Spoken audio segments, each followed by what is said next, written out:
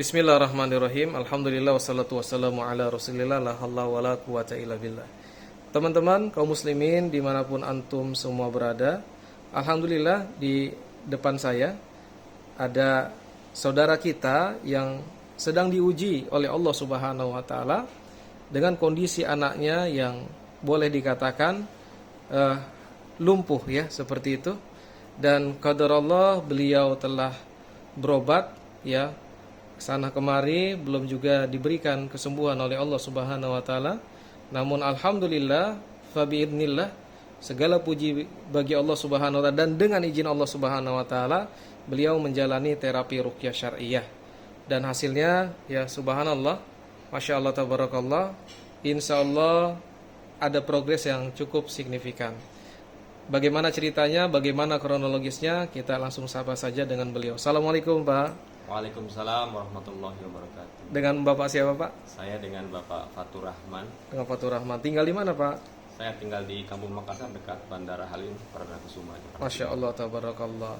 Baik Pak, boleh diceritakan Pak kronologis kejadian yang menimpa anak Bapak, kemudian sampai Bapak kemudian dibawa anak Bapak untuk melakukan terapi ruqyah syariah, dan progresnya seperti apa sekarang? Silakan Pak. Baik, bismillahirrahmanirrahim. Jadi memang anak saya yang perempuan yang kedua ini secara tiba-tiba ya, jadi tiba-tiba awalnya itu saya lihat kok kelopak matanya itu turun, kemudian matanya agak juling, dan yang paling menyedihkan adalah tubuhnya seperti lemas. Jadi untuk berdiri saja, misalnya sholat dari sujud ke berdiri itu tidak mampu, tidak sanggup. Masya Allah. Dan itu memang kondisinya semakin hari semakin memburuk. Kemudian sempat saya bawa ke dokter karena ini ada masalah dengan mata. Saya bawa ke dokter mata, kemudian kata dokter mata sebenarnya matanya nggak masalah, mungkin ada masalah di saraf. Kemudian dia dirujuk ke dokter saraf.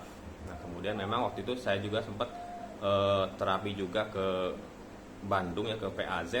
Dan memang ketika di PAZ pun ada sedikit dari terapisnya itu keanehan ya. Jadi awalnya yang sebelah kanan itu yang lemah, kemudian seminggu berikutnya kita bawa lagi ke sana, itu ternyata berpindah ke sebelah kiri. Dan dari pihak sana pun sempat bingung juga ini kenapa gitu ya.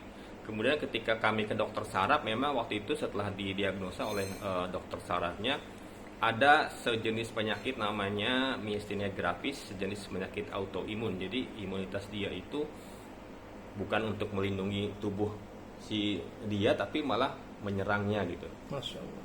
Nah cuma waktu itu saya ketika coba dikonsultasi dengan dokter saraf itu, memang dia sempat ngasih obat, dan saya lihat sepertinya obatnya itu, dan sempat dengar juga dengan informasi dari sumber lain, itu obat itu bisa diminum seumur hidup gitu. Jadi Masya Allah. saya itu wah kok bisa seperti ini. Kemudian saya kemudian sama istri mungkin berikhtiar, terutama saya ya, ini bisa jadi penyakit yang menimpa anak saya ini adalah mungkin akibat dari dosa-dosa orang tuanya juga gitu. Masya Allah. Dan alhamdulillah memang kita punya banyak teman yang punya channel atau kenalan yang bisa jadi ini adalah penyakit non medis.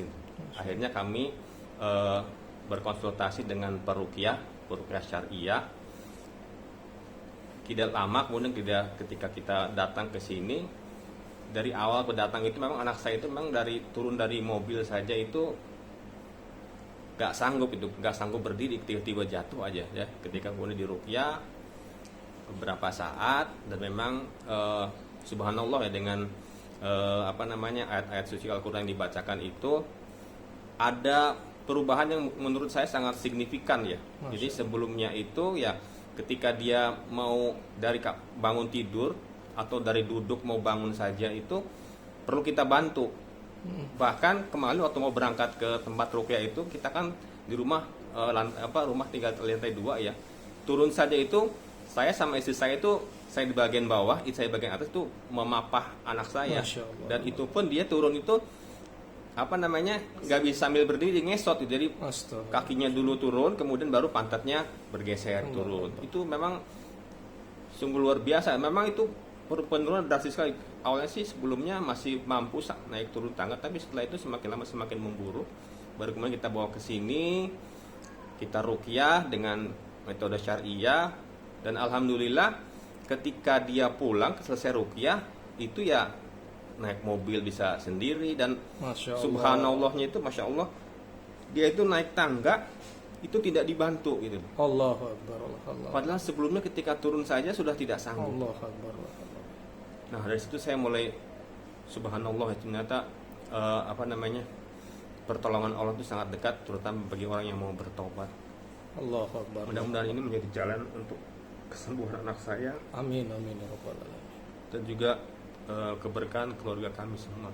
Amin, Mungkin amin. itu yang bisa saya sampaikan, mudah-mudahan bisa bermanfaat bagi pemirsa semua.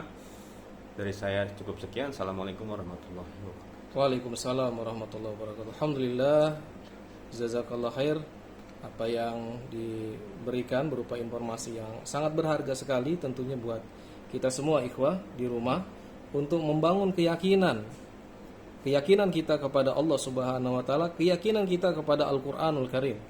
Bahwasanya Allah Subhanahu wa taala menurunkan Al-Qur'an selain sebagai petunjuk, rahmat, dan juga Al-Qur'an itu berfungsi sebagai syifa untuk mengobati, untuk menyembuhkan mereka yang sedang diuji Allah Subhanahu wa taala dengan penyakit. Dan pada hari ini kita mendapat pelajaran yang sangat berharga sekali dari saudara kita ya tentang sakit yang diderita oleh anak beliau. Berapa lama Pak kalau boleh tahu sakit lumpuhnya ini? Udah hampir 1 bulan sih. Udah hampir 1 bulan ini ya. Masya Allah, tabarakallah. Baik, sekali lagi saya ucapkan terima kasih Bapak atas testimoninya. Semoga menjadi penguat bagi teman-teman sekalian untuk mengambil langkah yang tepat dalam pengobatan. Jangan pergi ke dukun, jangan pergi ke orang pintar paranormal yang justru itu akan menambah parah sakit dan akidah kita menjadi taruhannya. Seperti itu ya Pak? Ya. Baik Pak. Ada pesan lagi Pak untuk teman-teman di rumah? Ya itu aja Pak, ya segala musibah yang kita terima itu sudah pasti dari kesalahan kita semua. Betul, kita perlunya bertobat untuk supaya musibah-musibah tersebut bisa kita tangani, untuk kita atasi. Alhamdulillahirabbil alamin. Pelajaran sangat penting bagi kita semua, teman-teman sekalian. Dan saya memohon kepada teman-teman sekalian untuk bisa mendoakan saudara kita ya yang sedang diuji oleh Allah dan anaknya ini ya diberikan kesembuhan dengan kesembuhan yang sempurna. Amin ya rabbal alamin. Wassalamualaikum warahmatullahi wabarakatuh.